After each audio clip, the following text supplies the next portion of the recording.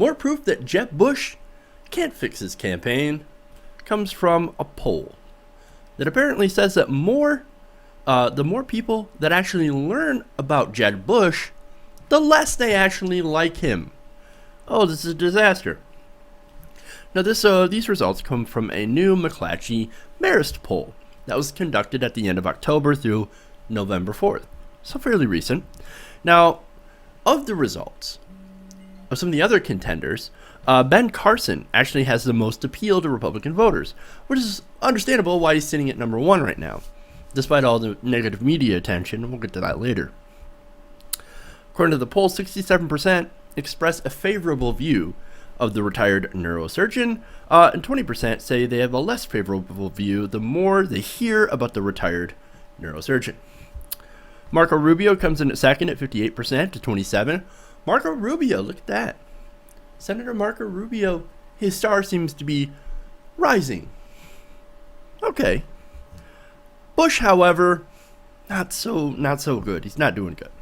Despite his reboot from Jeb to Jeb can fix it, only 58% of Republican voters like him less.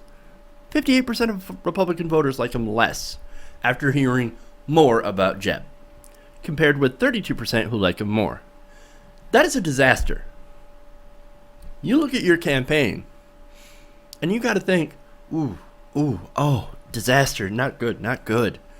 Can Jeb fix it?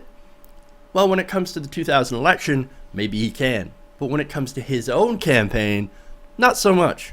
All right. Now, what about Donald Trump? Donald Trump's in this poll too, obviously.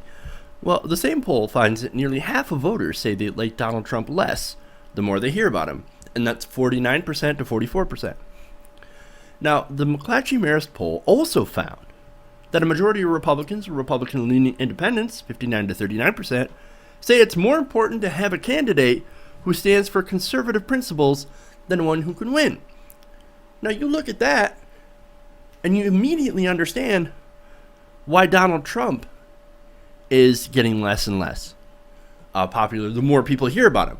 Don't get me wrong, Donald Trump's still hugely popular, but he is considered by the Republicans an outsider candidate. Now, I've heard arguments that he's actually more insider than a lot of people like to admit. I think he's insider in the fact that he is very, very wealthy, right? And he's one of the people that have used that wealth and privilege in order to get fame. But, as I said, that's a separate argument. Ben Carson, also a bit of an outsider, right? But he seems to represent more of conservative principles than, say, Donald Trump or Jeb Bush even. Remember, one of the chief arguments against Jeb Bush, other than the fact that his brother is George W. Bush, is the fact that he supports a pathway to citizenship. That's not, half bad. Now, Republicans look at that and like, boo! Fuck you, Jeb. Go fix yourself.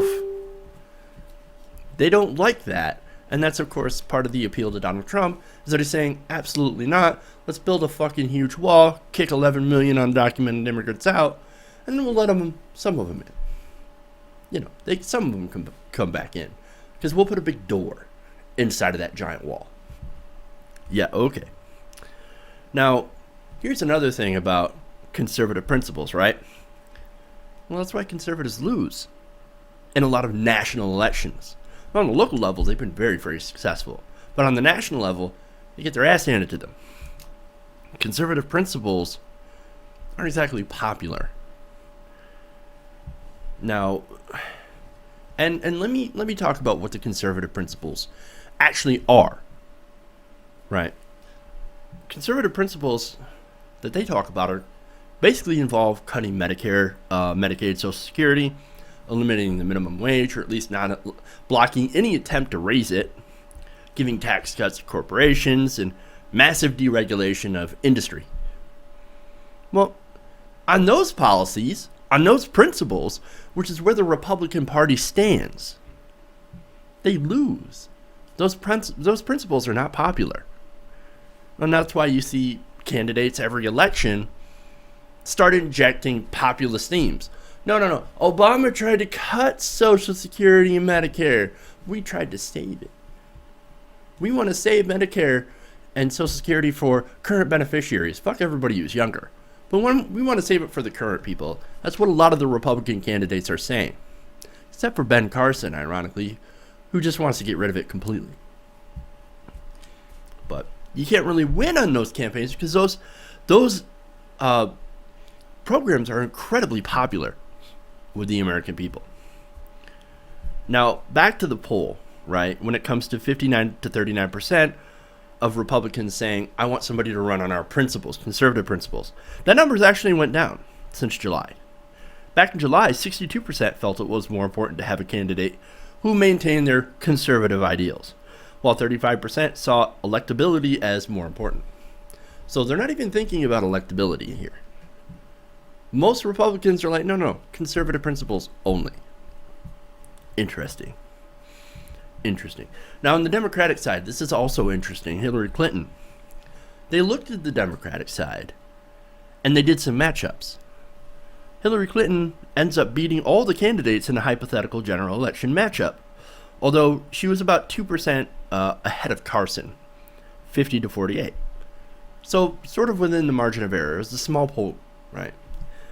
Bernie Sanders also beat all the candidates in the general election matchups except for Ben Carson, to which he lost by only 2%, still within margin of error.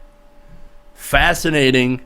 So when you're looking at electability, Bernie Sanders is just about as electable as Hillary Clinton. So that's an interesting takeaway from this poll. But when it comes back to Jeb Bush, Jeb's not doing very well. And that's the overall takeaway, is that maybe it's time for Jeb Bush to admit that he can't fix his campaign and to go home.